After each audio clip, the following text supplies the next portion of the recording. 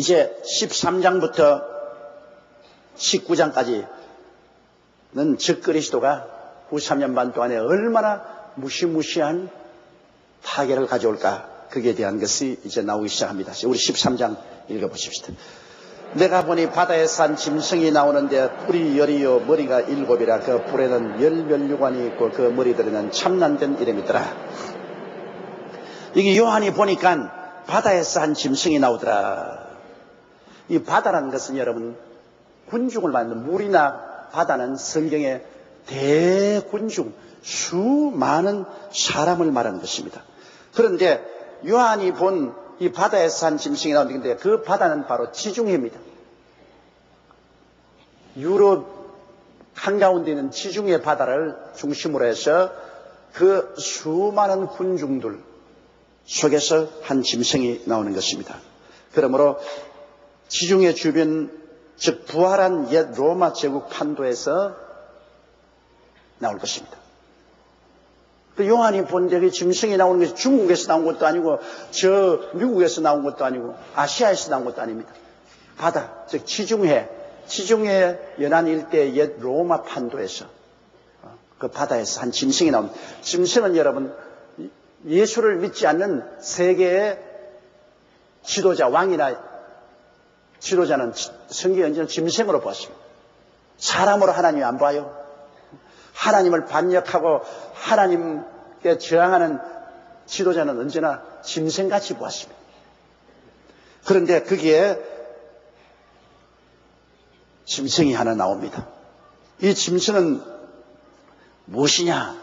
여러분 이 짐승을 잘 알려면 다니엘서 2장과 다니엘서 7장 내용을 한번 알아봐야 돼요. 다니엘 2장에 보면 바벨론 왕 느부갓네살이 꿈을 꾸었지 않습니까?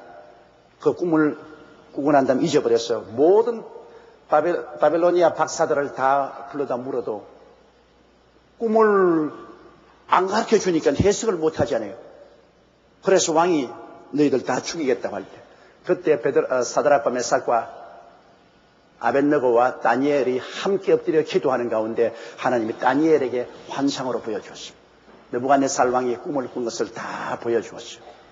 그래서 느부갓네살 왕에 가서 다니엘이 설명해서 왕이 밤에 뇌로서 꿈을 받은 것은 세계 역사를 하나님이 간추려서 보여주신 것인데, 왕이 큰 신상을 보았는데 머리는 특유하게 광채가 나는 황금 덩어리요, 그리고 가슴과 팔은 은이요, 그리고 배는 동이요, 두 다리는 철이요, 그리고 열 발가락은 철과 흙이 섞여서 서로 하나가 되려고 하나 잘 되지 않고 어려울 때 하늘에서 손으로 떠지 않은 돌이 날려와서 그 우상을 때리니까 그 우상이 풍지박산되어 날아가 버리고 이 세상에는 하늘에서 내려온 돌만 가득한 것을 보았나이다.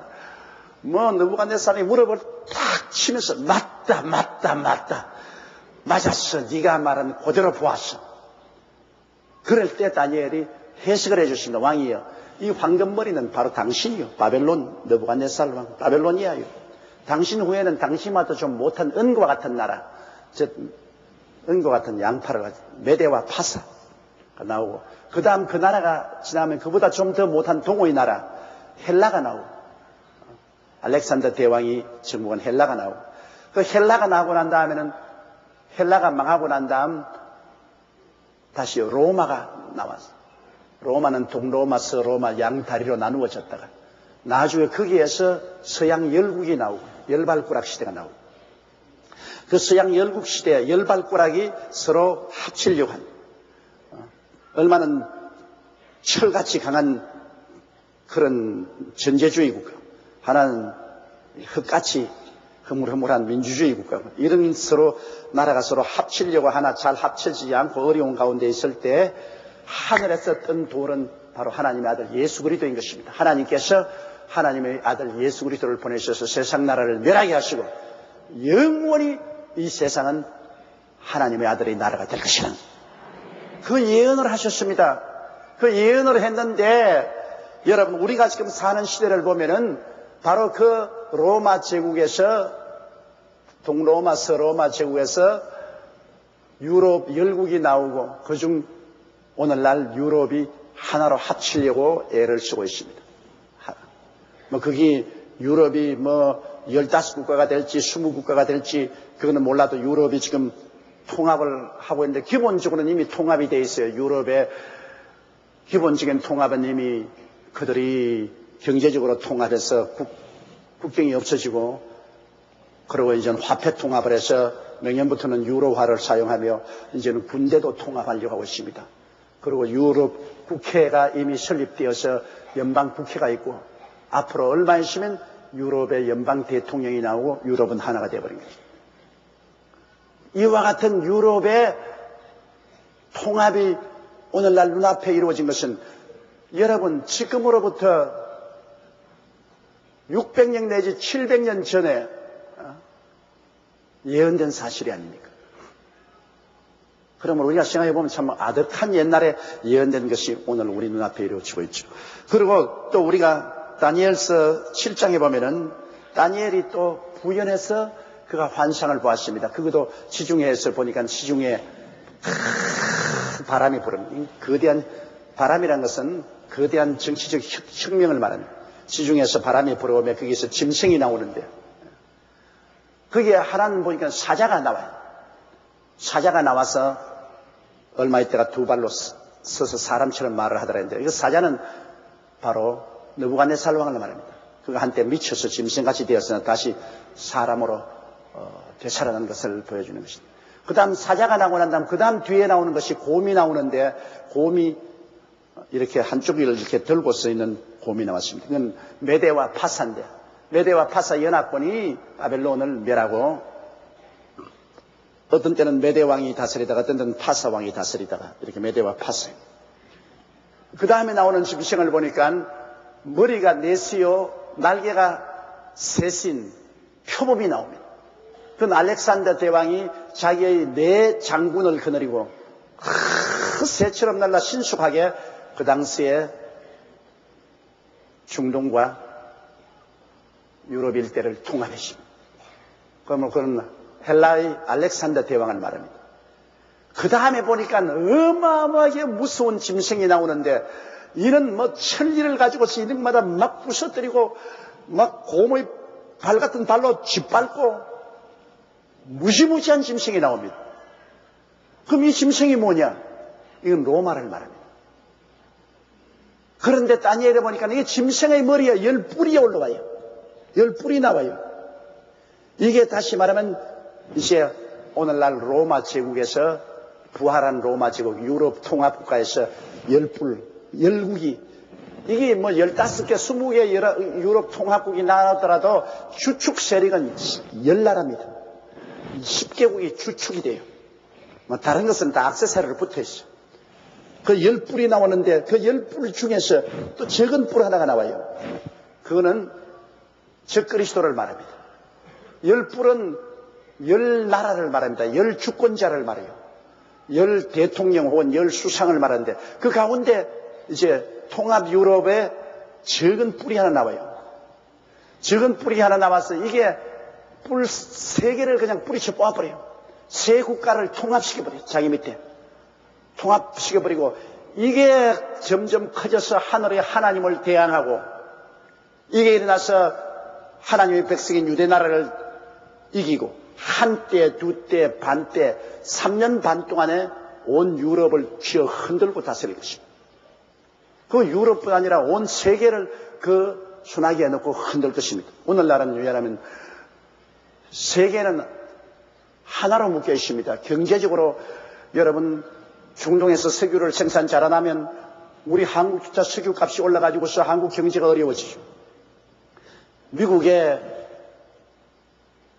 정권시장에 정권이 올라가면 한국이 올라가고 미국 정권시장에 정권이 떨어지면 한국 정권시장도 뇌 흔들려 땅바닥에 떨어지고 세계가 하나로 놀고 있습니다. 자원이나 경제나 정치나 세계가 하나로 놀고 있어요.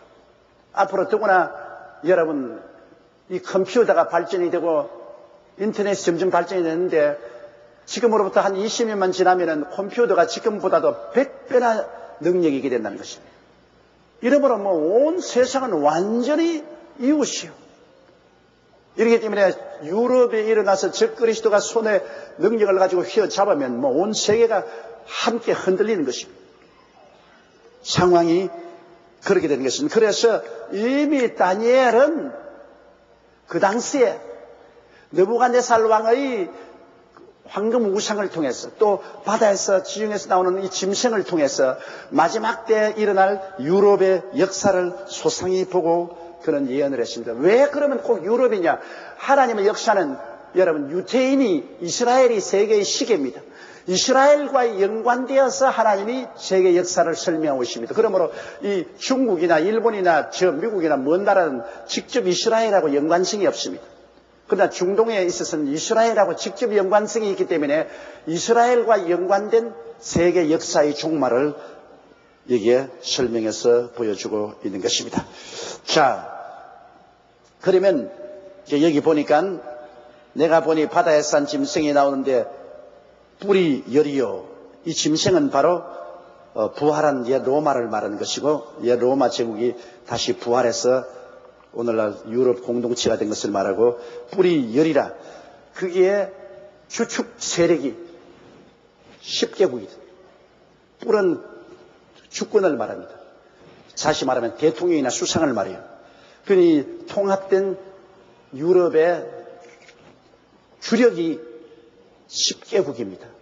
10사람의 지도자인 것입니다. 뿔이 열이요. 그리고 머리가 7이라. 머리가 7이라는 것은 이스라엘을 중심으로 해서 내내 유럽 일대에서 하나님의 사역을 반역하던 국가를 총체적으로 말한 것입니다. 보세요. 바벨로니아가 있죠. 하나님을 늘 대적하는 국가죠. 메데와 파스가 있죠. 헬라가 있지요. 애굽이 있지요. 그 다음에는 로마가 있죠. 그 다음에는 유럽 통합 국가가 있죠. 그 다음 통합 국가에서 나온 마지막 적그리스도가 있죠. 이러므로 이 7머리를 통해서 계속해서 하나님께 대적하는 일을 유럽은 계속해 온 것입니다. 이렇기 때문에 장차 여러분 유럽이 통합되면 이 10개국이 주축이 되고 그 10개국이 하나님을 대적해서 일어나는 적그리스도의 국가가 되는 것입니다. 그러면 자, 우리 한번 보십시다. 그들 머리에는 참남한 이름들이 있더라. 왜냐하면 그 애굽이나 아수르, 바벨론, 파사, 헬라, 로마, 부활한 로마 이와 같은 7머리가 내내 하나님을 대적하는 참남한 자였습니다. 불법의 사람이요 멸망의 아들이요 불법한 자요 자기 뜻대로 하는 왕이요 짐승이요 작은 뿔이요 온갖 더러운 이름들을 가지고 하나님을 참남하는 그런 일만 해왔습니다. 이러므로 여러분 지금 유럽 통합국은 지금은 아무 해가 없는 같이 보이지만은 이제 앞으로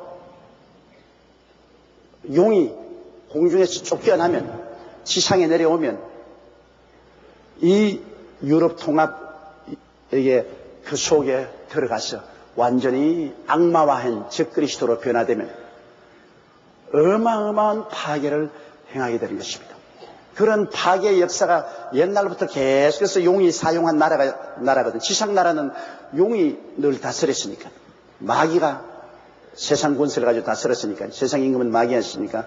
그렇기 때문에 자, 애굽에도 마귀가 다스렸고 아수르도 바벨론도 바사도 헬라도 로마도 부활한 로마도 모두 다 마귀의 주권에 잡혀서 하나님의 역사를 회방했던 그런 나라들로 머리가 7이고 그리고 뿔이 10개요. 그게 온갖 참남한 이름을 지은 면류관을 쓰고 있었습니다.